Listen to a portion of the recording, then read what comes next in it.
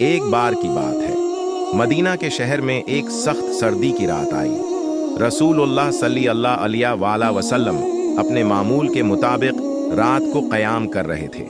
آپ نے اپنے کپڑے ہٹا کر ایک جانب رکھ دیے اور اپنے رب کی عبادت میں مشغول ہو گئے۔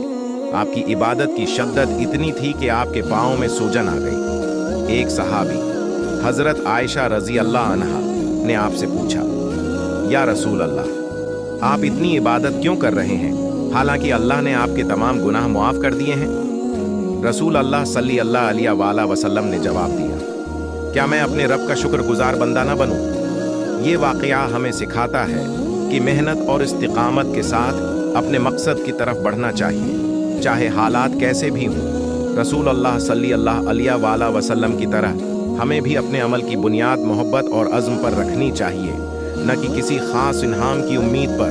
ان کی زندگی ہمیں یہ پیغام دیتی ہے کہ عبادت، عمل اور اخلاص کے بغیر کامیابی حاصل نہیں کی جا سکتی، اور یہ کہ اللہ کے قریب جانے کے لیے ہمیں دل سے کوشش کرنی چاہیے۔